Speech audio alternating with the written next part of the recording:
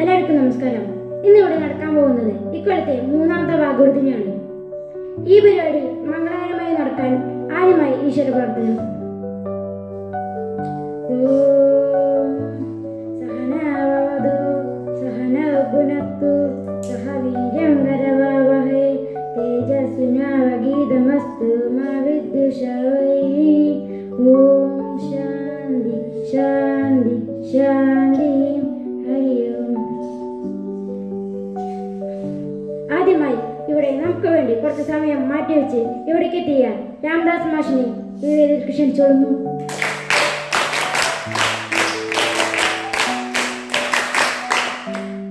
അടുത്തായി ഇവിടെ ഇരിക്കുന്ന എൻ്റെ എല്ലാ കൂട്ടുകാരന്മാരെയും ഏട്ടന്മാരെയും എവിടേക്ക് ക്ഷണിച്ചോളുന്നു.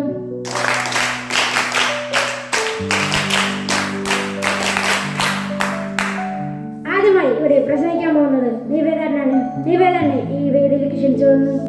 ഹരി ഓം. മാന്യ സദസ്സേ വന്ദനം. എന്റെ പേര് നിവേദൻ വി. ഞാൻ 9ാം ക്ലാസ് വിദ്യാർത്ഥിയാണ്. ഞാൻ ഇന്നിവിടെ അവതരിപ്പിക്കാൻ ആഗ്രഹിക്കുന്നത് ഒരു കൊച്ചു കഥയും അതിന്റെ സാരാംശവുമാണ്. ഞാൻ ഈ കഥ എടുത്തിട്ടുള്ളത് പഞ്ചതന്ത്രത്തിൽ നിന്ന് ആണ്. ആരാണ് പഞ്ചതന്ത്രം എഴുതിയത്? അതെ, ശരിയാണ്. 200 BC വിശ്വശർമ്മ എഴുതിയിട്ടുള്ള പഞ്ചതന്ത്രങ്ങൾ എന്ന പേരുള്ള പുസ്തക ശാഖകളിൽ നിന്ന് ഒരു കൊച്ചു കഥയും അതിന്റെ സാരാംശമാണ് ഞാൻ ഇവിടെ അവതരിപ്പിക്കാൻ ആഗ്രഹിക്കുന്നത്. അധികം വൈകാതെ ഞാൻ എന്റെ കർത്തവ്യത്തിലേക്ക് കടക്കുകയാണ്. പണ്ട് 4 ബ്രാഹ്മണ സുഹൃത്തുക്കൾ ഉണ്ടായിരുന്നു. അവരുടെ തീർത്ഥാടനത്തിലിടയ്ക്ക് അവരുടെ ആ കാലത്ത് പ്രസിദ്ധനായ ഒരു യോഗി ഭൈരവാനന്ദ എന്ന പേരുള്ള യോഗിന്റെ ആശ്രമത്തിൽ കയറിയിട്ട് പോകുക എന്ന് തീരുമാനിച്ചു. അങ്ങനെ അവരവരുടെ വഴി അവിടേക്ക് തിരിക്കുകയാണ്. അവർ ആശ്രമത്തിലെത്തി യോഗിനെ നമസ്കരിച്ചു. എന്നിട്ട് പറഞ്ഞു. അപ്പോൾ ആ ഭൈരവാനന്ദ യോഗി ചോദിച്ചു, നിങ്ങൾ ആരാണ്? നിങ്ങൾ എന്തിനാണ് ഇവിടെ വന്നിട്ടുള്ളത്? അപ്പോൾ ഇവർ പറഞ്ഞു, ഞങ്ങൾ താങ്കളുടെ മാർഗദർശനത്തിനായിട്ട് വന്നിട്ടുള്ളതാണ്. പിന്നെ ഞങ്ങൾ കേട്ടിട്ടുണ്ട് താങ്കൾ കുറെ അമാനുഷികമായ ശക്തികൾ കൊണ്ട് സമ്പന്നനാണ്. ഞങ്ങൾക്ക് എന്തെങ്കിലും തരൂ എന്ന് ചോദിച്ചു. അപ്പോൾ യോഗി അദ്ദേഹത്തിന്റെ കുടിലിനകത്തേക്ക് പോയിട്ട് 4 തിരികൾ കൊണ്ടുവന്നു. അങ്ങനെ ആ 4 തിരികൾ ഓരോ ബ്രാഹ്മണർക്ക് കൊടുത്തിട്ട് പറഞ്ഞു, ഇത് നിങ്ങൾ 4 പേരും കയ്യിൽ വയ്ക്കൂ. ഓരോ നിമിഷം നിങ്ങൾ 4 പേർക്ക് ഞാൻ തരാം. ഇതെടുത്ത് നിങ്ങൾ ആ വടക്കേ ഭാഗത്ത് കാണുന്ന മലയുടെ നേരേക്ക് നടക്കൂ.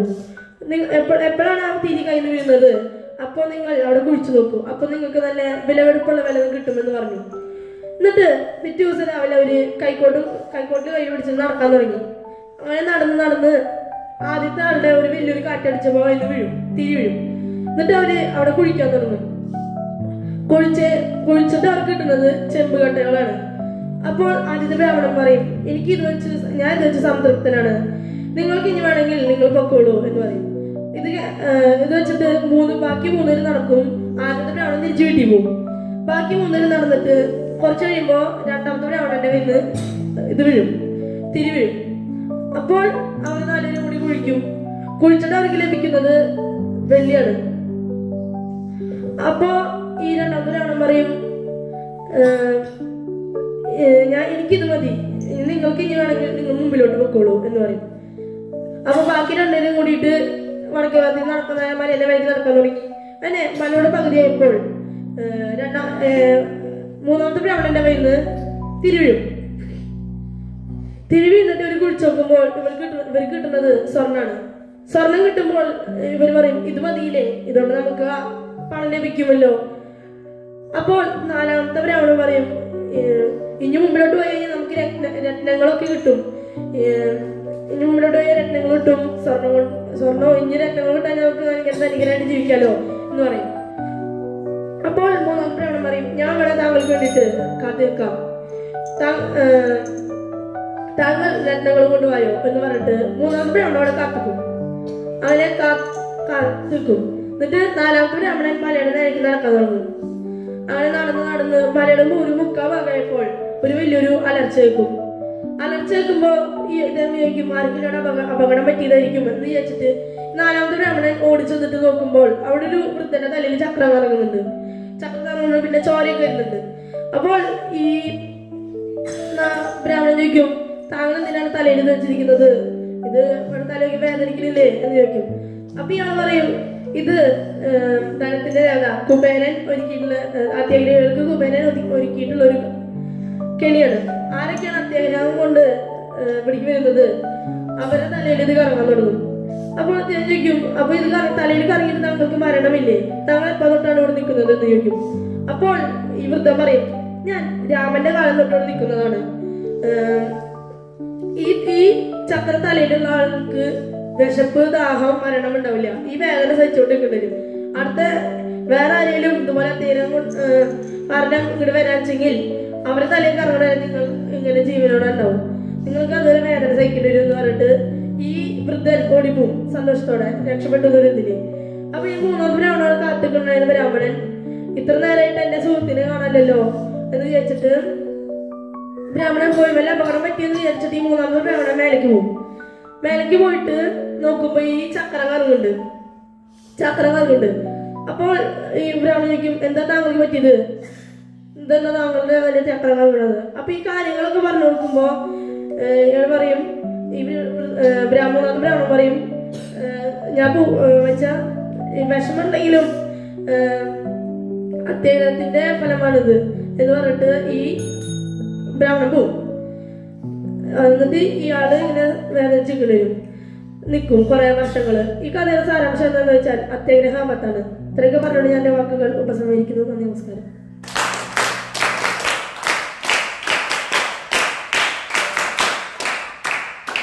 നിവേദന നന്ദി.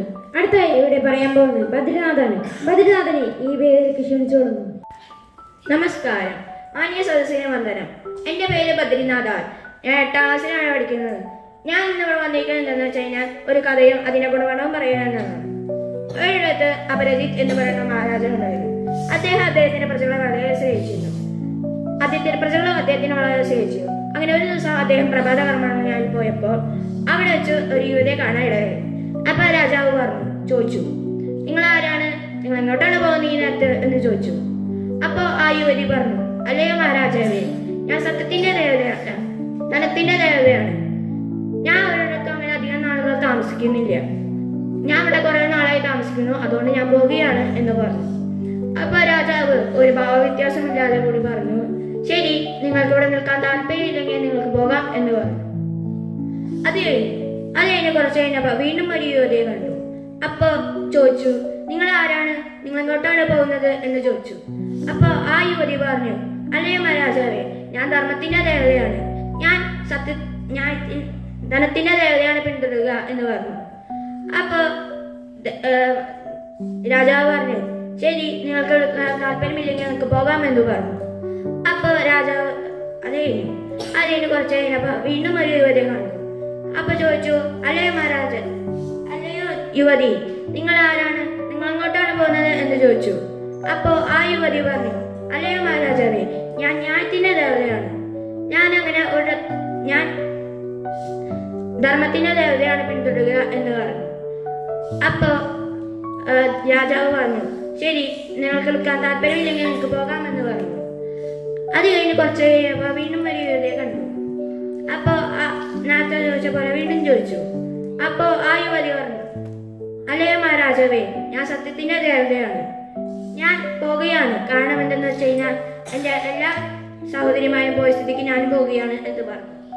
അപ്പോ രാജാവിന് വളരെയധികം വിഷമത്തോടുകൂടി ദേവിയുടെ കാൽക്കളി വീണിട്ട് പറഞ്ഞു, ദേവി കണ്ണാമേ, പോകരുത്. കാരണം എന്തെന്ന് വെച്ച് കഴിഞ്ഞാൽ ബാക്കിയുള്ളവർ പോയാലും കുഴപ്പമില്ല, പക്ഷെ സത്യം ഞങ്ങളെ വിട്ടുപോയാൽ ഇവിടെ ഒന്നും തന്നെ ബാക്കി ഉണ്ടാവില്ല എന്ന് പറഞ്ഞു. അപ്പൊ ദേവിക്ക് വളരെ സന്തോഷമായിട്ട് പറഞ്ഞു, ശരി, ഞാൻ പോകുന്നില്ല എന്ന് പറഞ്ഞു. അപ്പൊ രാജാവിന് വളരെ സന്തോഷമായി. അത് കഴിഞ്ഞിട്ട് കുറച്ച് കഴിഞ്ഞപ്പോ ജ്ഞാനത്തിന്റെ ദേവത തിരിച്ചു വന്നിട്ട് പറഞ്ഞു, അല്ലയോ മഹാരാജാവേ, ഞാൻ സത്യമുള്ളിടത്ത് മാത്രമേ താമസിക്കുകയുള്ളൂ എന്ന് പറഞ്ഞു. അപ്പൊ രാജാവിന് വളരെ സന്തോഷമായി.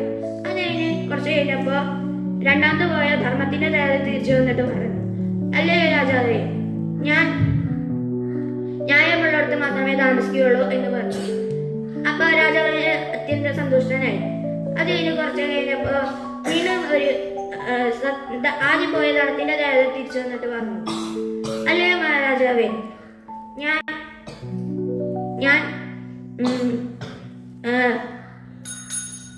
സത്യം, ധർമ്മം, ന്യായമുള്ളവർക്ക് മാത്രമേ താമസിക്കുകയുള്ളൂ എന്ന് പറഞ്ഞു. അപ്പൊ രാജാവിന് വളരെ സന്തോഷമായിട്ട് 4 പേര് കൽക്കല്ലി വീണിട്ട് പറഞ്ഞു, അല്ലയോ ദേവിമാരെ, ഞാൻ സത്യത്തിനെ മനസ്സിലാക്കിയ പോലെ എന്റെ പ്രജകളും സത്യത്തിനെ മനസ്സിലാക്കട്ടെ എന്ന് ഞാൻ ആഗ്രഹിക്കുന്നു എന്ന് പറഞ്ഞു. അപ്പൊ ദേവിമാര് അദ്ദേഹത്തിനെ അനുഗ്രഹിച്ചു. ഇതിന്റെ ഗുണപാഠം എന്താണെന്ന് വെച്ച് കഴിഞ്ഞാൽ സത്യമുള്ളിടത്ത് എല്ലാ ഐശ്വര്യങ്ങളും എത്തിയോളും. പക്ഷെ സത്യമില്ലാത്തത് നമ്മുടെ എന്തൊക്കെ ഉണ്ടോ അതൊക്കെ ഓരോന്നായി നശിച്ചു പോകും. ഞാൻ ഇത്രയും പറഞ്ഞുകൊണ്ട് ഞാൻ എൻ്റെ വാക്കുകൾ അവസാനിക്കുന്നു. നന്ദി, നമസ്കാരം.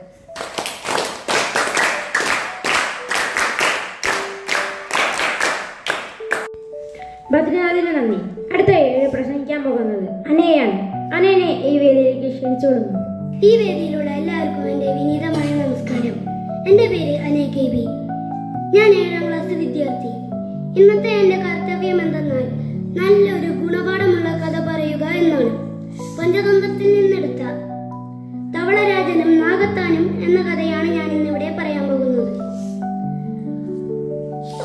ഒരു സ്ഥലത്ത് ഒരു പൊട്ടക്കിണറുണ്ട്. അതിൽ കുറെ തവളകളും ഉണ്ടായിരുന്നു. ആ തവളകളുടെ രാജാവായിരുന്നു ഗംഗാദത്തൻ എന്ന തവള. ആരായിരുന്നു ആ കിണറിന്റെ രാജാവ്? അതെ, ഉത്തരം ശരിയാണ്. മറ്റുള്ള തവളകൾ അവനോട് പലപ്പോഴും മോശമായിട്ടാണ് പെരുമാറുന്നത്. അങ്ങനെയിരിക്കെ ഒരു ദിവസം അവൻ തന്റെ ഭാര്യയോട് പറഞ്ഞു, അവരുടെ രാജാവായ എന്നോട് മോശമായിട്ടാണ് അവര് പെരുമാറുന്നത്. ഉറപ്പായും ഞാൻ അവരെ ഒരു പാഠം പഠിപ്പിക്കും. എന്നിട്ട് തവളരാജൻ കിണറിന്റെ തട്ടുകളിൽ നിന്ന് തട്ടുകളിലേക്ക് ചാടി ജലചക്രം വഴി പുറത്തേക്ക് ഇറങ്ങി.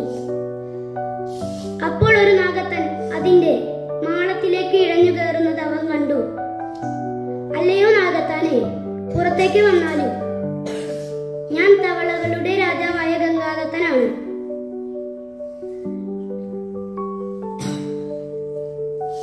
ഇനി ഞാൻ നിന്നോട് ചങ്ങാത്തം കൂടാൻ ആഗ്രഹിക്കുന്നു. നാഗത്താൻ പറഞ്ഞു, അസാധ്യം. വൈക്കോലിന് തീയുമായി ചങ്ങാത്തം കൂടാൻ കഴിയുമോ?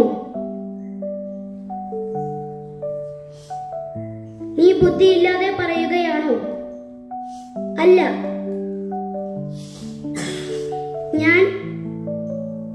എനിക്ക് നിന്റെ സഹായം ആവശ്യമാണ്. എന്റെ ശത്രുക്കളെ നീ തിന്നണം. ആരാണ് ഈ ശത്രുക്കൾ? എന്റെ സ്വന്തം ബന്ധുക്കൾ തന്നെയാണ് എന്റെ ശത്രുക്കൾ.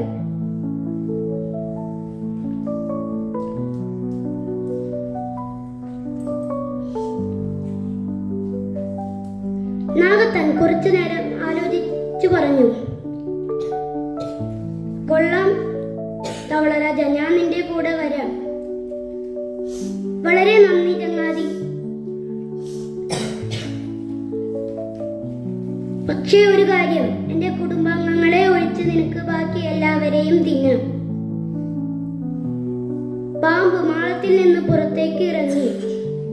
വരൂ, നാം സമയം പാഴാക്കരുത്. എന്നെ പിന്തുടരൂ. അല്പനേരം കഴിഞ്ഞ് അവർ കിണറ്റിലെത്തി. അതാണ് ഞാൻ പറഞ്ഞ മാളം. അവിടെ നിനക്ക് താമസിക്കാം. അങ്ങനെ ഒരു ദിവസം ആ മാളത്തിൽ നാഗത്താൻ താമസിച്ചു.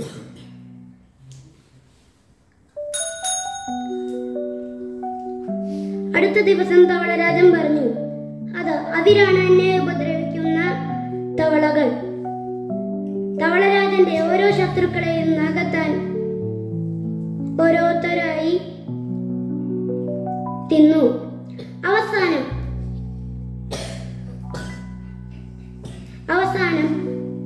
തവളരാജന്റെ കുടുംബാംഗങ്ങളും ചങ്ങാതിമാരും മാത്രമായി. അടുത്ത ദിവസം നാഗത്താൻ പറഞ്ഞു, നിന്റെ കുടുംബാംഗങ്ങളിൽ നിന്നോ ചങ്ങാതിമാരിൽ നിന്നോ ഒരാളെ ഒരു നേരം എനിക്ക് തരണം. നാഗത്താന് തിന്നാൻ ഒരു തവളക്കൂട്ടത്തെ വരെ കൊടുത്തിട്ടും തവളരാജന്റെ പിന്നാലെ വന്ന തവളരാജന്റെ മകനെ കൂടി പിടികൂടി തിന്നു.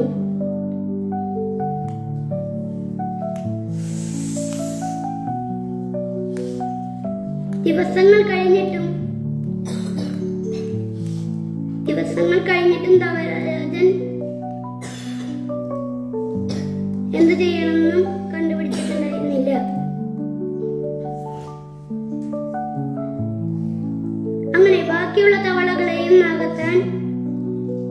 തിന്നു തീർത്തു. അപ്പോൾ തവളരാജൻ പറഞ്ഞു, അല്ലയോ ചങ്ങാതി, ഞാൻ മറ്റു കിണറുകളിൽ പോയി മറ്റു തവളകളെ കൂട്ടിക്കൊണ്ടുവരാം. നാഗത്വം സമ്മതിച്ചതോടെ ഒരു നിമിഷം പോലും പാഴാക്കാതെ തവളരാജൻ കിണറിന്റെ പുറത്തേക്ക് ചാടി രക്ഷപ്പെട്ടു. അങ്ങനെ ദിവസങ്ങളിലും ഏറെ കഴിഞ്ഞു. ആ കിണറ്റിൽ തന്നെ താമസിച്ചിരുന്ന പല്ലിയോട് നാഗത്താൻ പറഞ്ഞു, അല്ലയോ ചങ്ങാതി, താങ്കളും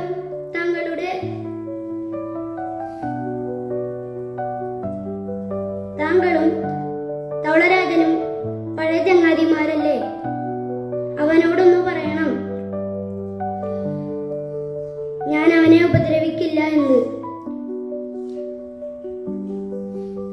അടുത്തുള്ള എല്ലാ കിണറുകളിലും രാജനെ അന്വേഷിച്ച് പല്ലി നടന്നു. അവസാനം പല്ലി തവളരാജനെ കണ്ടുമുട്ടി.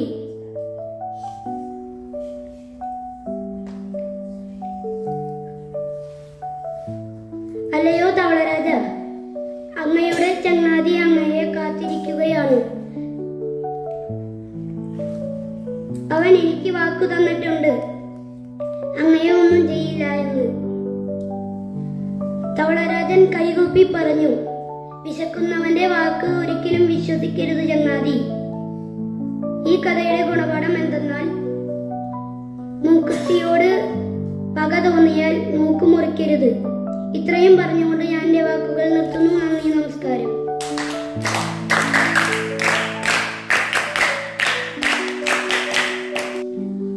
അനേക്ക് നന്ദി. അടുത്തായി ഇവിടെ പ്രസംഗിക്കാൻ പോകുന്നത് അശ്വന്താണ്. അശ്വന്തിനെ ഈ വേദിയിലേക്ക് ക്ഷണിച്ചോളുന്നു. നമസ്കാരം, എൻ്റെ പേര് അശ്വന്ത് കൃഷ്ണൻ. ഇവിടെ വന്നിരിക്കുന്നത് സ്വാമി വിവേകാനന്ദൻ പറഞ്ഞ ഒരു കഥ പറയാനാണ്. പണ്ട് രാജാവ് തൻ്റെ അടുത്ത് വരുന്ന സന്യാസിമാരോടെല്ലാം ചോദിച്ചു, അതാരാണ് ശ്രേഷ്ഠൻ? ലോകം ഉപേക്ഷിച്ചവനാണോ, അല്ലെങ്കിൽ സ്വന്തം ധർമ്മങ്ങളെ ശരിയാക്കാനുഷ്ഠിക്കുന്നവനാണോ? പലവരും അതിൻ്റെ ഉത്തരം പറഞ്ഞു. പക്ഷെ രാജാവിന് തൃപ്തിയായില്ല. രാജാവ് അവരോട് തെളിവിന് ചോദിച്ചു. പക്ഷെ അവർക്ക് തെളിവ് പറയാൻ സാധിച്ചില്ല. അവർക്ക് തെളിവ് പറയാൻ സാധിക്കാത്തതുകൊണ്ട് രാജാവ് അവരെ ശിക്ഷിച്ചു. അവസാനം ഒരു സന്യാസി അവിടെ വന്ന് ധൈര്യത്തോടെ വന്ന് പറഞ്ഞു, രാജാവെ, ഞാൻ ഇവിടെ വന്നിരിക്കുന്നത് താങ്കളുടെ ചോദ്യത്തിന്റെ ഉത്തരം പറയാനാണ്. രാജാവ് കുറച്ചു നേരം ചിന്തിച്ച് പറഞ്ഞു, നിനക്ക് അറിയാലോ എൻ്റെ ഉപകരണം എന്താ?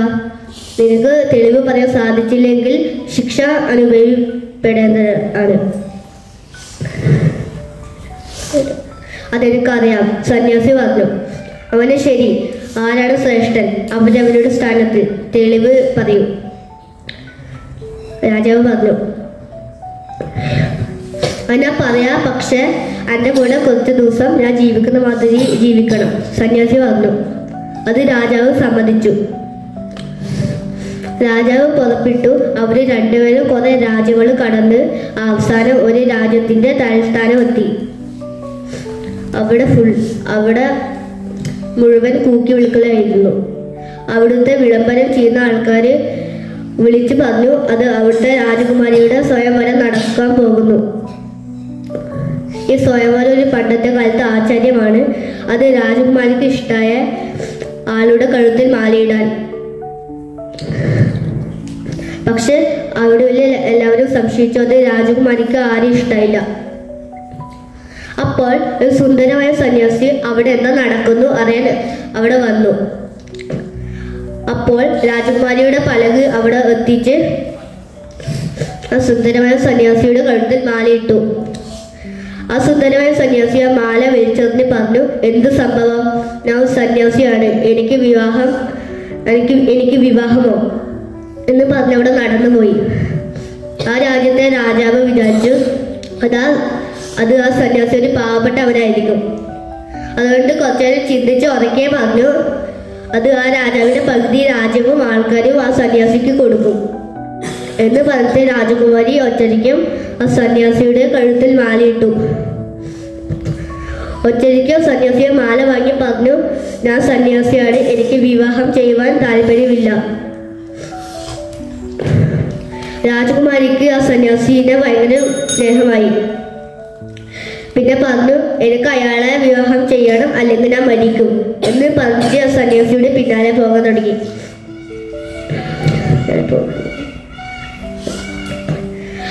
അപ്പോൾ രാജാവിനെ കൂട്ടിക്കൊണ്ടുവന്ന സന്യാസി രാജാവിനോട് പറഞ്ഞു, അല്ല രാജാവേ, നാമും അവരെ അനുഗമിക്കുക എന്നാണ് ഉണ്ടാകാൻ പോകുക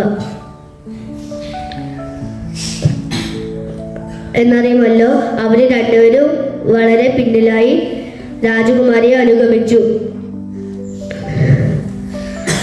വിവാഹം നിഷേധിച്ച സന്യാസി പട്ടണത്തിൽ നിന്ന് വളരെ ദൂരെ പോയി. രാജകുമാരി അയാളെ പിന്നാലെ പോയിട്ട് കാട്ടിൽ വഴിതെറ്റി. രാജകുമാരി സന്യാസിനെ കാണാതെ കാട്ടിൽ വഴിതെറ്റിക്കൊണ്ട് കരയാൻ തുടങ്ങി. അപ്പോൾ മറ്റേ രാജാവും സന്യാസിയും അവിടെ എത്തിയിട്ട് അവളെ സമാധാനിപ്പിച്ചു. കരയേണ്ട സഹോദരി, നമ്മൾ കൊട്ടാരത്തിലേക്ക് ഇല്ല വഴി പറഞ്ഞു തരാം. അപ്പോൾ ഇരുട്ടായി. പിന്നെ അവർക്ക് വഴി കണ്ടുപിടിക്കാൻ വിഷമം. സന്യാസി രാജാവ് പറഞ്ഞു, ഇന്ന് നമ്മൾ ഈ വലിയ മരത്തിന്റെ അടിയിൽ പോയി ഇരിക്കാം. നാളെ പുലർച്ചയ്ക്ക് നമുക്ക് കൊട്ടാരത്തിലേക്ക് വഴി പറഞ്ഞുതരാം എന്ന് പറഞ്ഞ് അവര് മൂന്നുപേരും ഒരു വലിയ മരത്തിന്റെ അടിയിൽ പോയിരുന്നു. ആ മരത്തിൽ ഒരു ആൺപക്ഷി, പെൺപക്ഷി, പിന്നെ അവരുടെ 3 കുഞ്ഞുങ്ങൾ ജീവിക്കുന്നുണ്ടായിരുന്നു. ആ ആൺപക്ഷി ആ മരത്തിന്റെ താഴെ നോക്കിയപ്പം ഒരു 3 മനുഷ്യർ അവിടെ ഇരിക്കുന്ന കണ്ടു. പിന്നെ പെൺപക്ഷിനോട് പറഞ്ഞു, പ്രിയെ, നമ്മളെ വീട്ടിൽ 3 അതിഥികൾ വന്നല്ലോ. ഇത് തണുപ്പ് കാലാണ്, പിന്നെ നമുക്കൊന്നുമില്ല എന്ന് പറഞ്ഞിട്ട് ആ ആൺപക്ഷി പറന്നു പോയിട്ട് എവിടേക്കും തീക്കൊള്ളി കിട്ടുമോ വിചാരിച്ചിട്ട് പറന്നുപോയി. ആൺപക്ഷിക്ക് ഒരു തീക്കൊള്ളി കിട്ടിച്ച് ആ 3 പേരുടെയും മുമ്പിൽ വെച്ചു. ആ 3 പേരും ആ തീക്കൊള്ളി എടുത്തിട്ടൊരു കമ്പിയിൽ അടിച്ചിട്ട് നല്ല തീ ഉണ്ടാക്കി. എന്നിട്ട് ആ ആൺപക്ഷിക്ക് തൃപ്തിയായില്ല. എന്നിട്ട് പെൺപക്ഷിനോട് പറഞ്ഞു, പ്രിയെ, ഇവർക്ക് തീ കിട്ടി, പക്ഷെ ഇവർക്ക് ഭയങ്കര വിശപ്പുണ്ടായിരിക്കും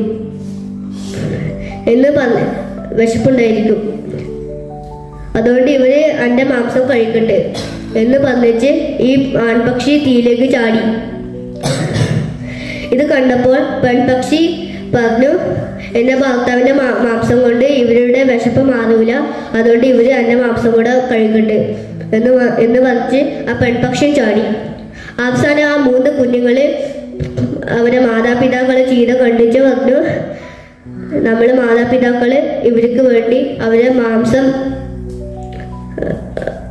മാതാപിതാക്കള് ഇവരുടെ വിശപ്പ് മാറാൻ അവര് മരിച്ചു, അതുകൊണ്ട് നമ്മളും അവർക്ക് വേണ്ടി നല്ല ഉപകാരം ആകട്ടെ എന്ന് പറഞ്ഞ് ആ 3 കുഞ്ഞുങ്ങളും അവിടെ ചാടി.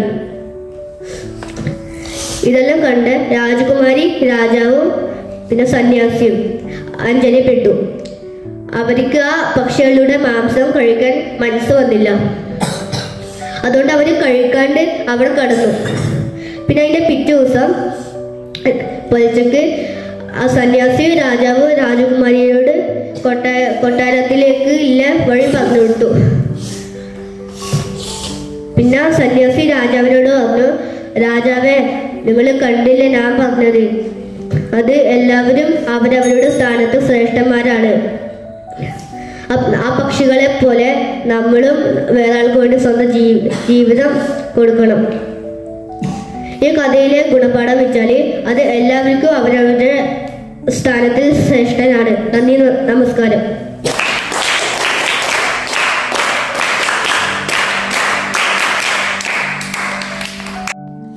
അശ്വന്തന് നന്ദി.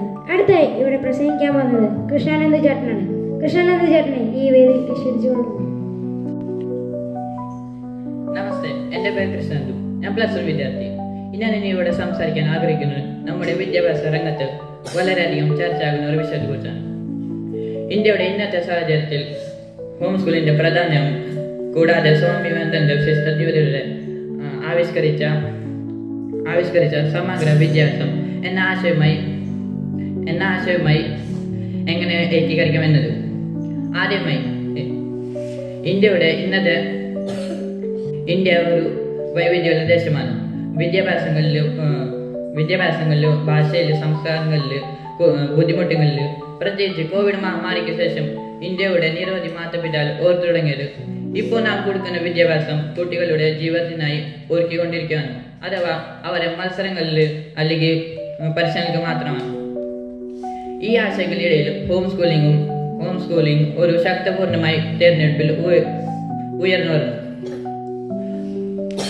വീട്ടിൽ കുട്ടികളെ പഠിപ്പിക്കുന്നതിൽ മാത്രമല്ല ഹോം സ്കൂളിംഗിന്റെ അർത്ഥം.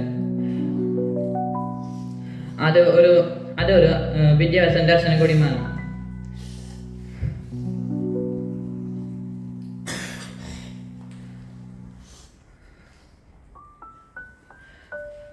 കുട്ടികളുടെ താല്പര്യങ്ങൾ കഴിവുകൾ ഇഷ്ടമനുസരിച്ച് വളരാൻ സഹായിക്കും. ഇനി സ്വാമി വിവേകാനന്ദനും സിസ്റ്റർ നിവേദ ആവിഷ്കരിച്ച സമഗ്ര വിദ്യാഭ്യാസം എന്ന ആശയമായി എങ്ങനെ ബന്ധിപ്പിക്കാൻ നോക്കാം.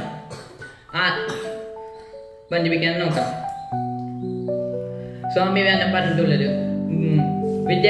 വിദ്യാഭ്യാസം മനുഷ്യരിൽ ഉള്ളിൽ അടങ്ങിയിരിക്കുന്ന ഒരു പ്രകടനമാണ്. വിദ്യാഭ്യാസം കുട്ടികളുടെ ഉള്ളിലത്തെ ശക്തിയെ ഉണർത്താനുള്ള ഒരു മാർഗം കൂടിയാണ്. ഇനി സിസ്റ്റർ നിവേദ എന്താണ് പറഞ്ഞു നോക്കാം. സുഖകരമായും സത്യസന്ധമായ വിദ്യാഭ്യാസം ബുദ്ധിയെ ഹൃദയം കൈ എന്നിവ ഒരേപോലെ വികസിപ്പിക്കുന്ന വിദ്യാഭ്യാസമാണ് ആദർശ വിദ്യാഭ്യാസം. പക്ഷെ ഇപ്പോഴത്തെ സ്ഥിരമായ വിദ്യാഭ്യാസം കുട്ടികളുടെ ബുദ്ധിയെ മാത്രമേ വളർത്തുന്നുള്ളൂ. പാഠം, മാർക്ക്, റാങ്ക് എന്നിവ മാത്രമേ. എന്നാൽ ഹൃദയത്തിന് എവിടെയാണ് സ്ഥാനം? കൈ കഴുകുന്ന എവിടെയാണ് സ്ഥാനം? ഹോം സ്കൂളിംഗിൽ ഈ കുറവുകളെ മാറ്റാനുള്ള അത്യന്തം നല്ല അവസരമുണ്ട്. ഒന്നാമതായി ഹോം സ്കൂളിംഗിൽ പഠിപ്പിക്കുന്നത് ബുദ്ധിയെ വളർത്തുന്നത്. പാഠങ്ങൾ കുട്ടികളുടെ താല്പര്യങ്ങൾ അനുസരിച്ച് പഠിക്കാൻ സാധിക്കും. അവിടെ റോഡ് ലേണിംഗിന് പകരം ഗഹനമായ അറിവും ആലോചന ശക്തി വർദ്ധിപ്പിക്കും. രണ്ടാമതായി ഹൃദയം വളർത്തുന്നത്. കുട്ടികൾ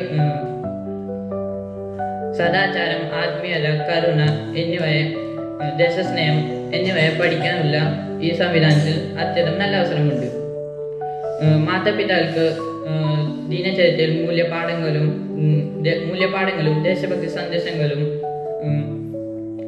സന്ദേശങ്ങളും എന്നിവയെ ശ്രദ്ധിക്കാൻ കഴിയും. മൂന്നാമതായി കൈകഴിവുകൾ. കുട്ടികളെ പാചകം, തോട്ടം, കൈകാര്യം, ശില്പകല അല്ലെങ്കിൽ തന്മാത്ര ബിസിനസ്സുകൾ പോലുള്ള ജീവിതശൈലികൾ പഠിക്കാൻ സാധിക്കും. ഇതിൽ അവരുടെ ആത്മവിശ്വാസം വർദ്ധിക്കും. ഇങ്ങനെ കാണുമ്പോൾ ഹോം സ്കൂളിംഗും സമഗ്ര വിദ്യാഭ്യാസം ചേർന്ന ഒരു പൗരനെ വളരാൻ സഹായിക്കും.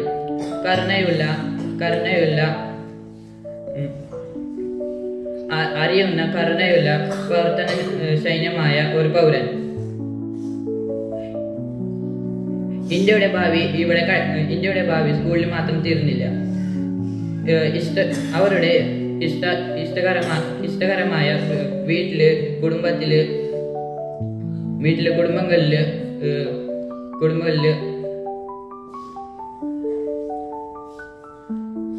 കുടുംബങ്ങളിൽ അവർക്ക് പഠിക്കാൻ സാധിക്കും.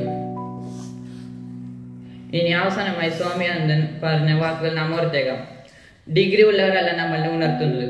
ശക്തമായ മനസ്സുള്ളവരും സത്യസന്ധമായ ഹൃദയമുള്ളവരും കൈ കഴിവുകളുള്ളവരാണ് നമ്മളെ ഉണർത്തുന്നത്. ഇതെല്ലാം സാധ്യമാക്കണമെങ്കിൽ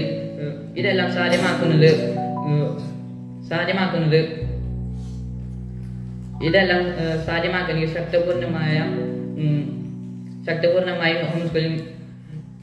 ഹോം സ്കൂളിംഗ്. ഇന്ത്യയുടെ ഭാവി ഓരോ കുട്ടികളിൽ ഭാവി ഭാരതം നമ്മെ നിർമ്മിക്കാൻ കഴിയും. നന്ദി, നമസ്കാരം.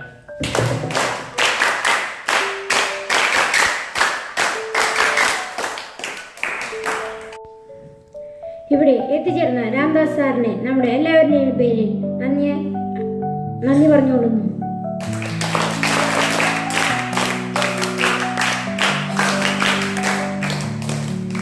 പിന്നെ ഇവിടെ പ്രസംഗിച്ച എല്ലാവരെയും, ഇവിടെ എത്തിച്ചേർന്ന എൻ്റെ എല്ലാ കൂട്ടുകാരന്മാരെയും ഏട്ടന്മാരെയും നന്ദി പറഞ്ഞുകൊണ്ട് ഈ പരിപാടി ഇവിടെ അവസാനിപ്പിക്കുന്നു.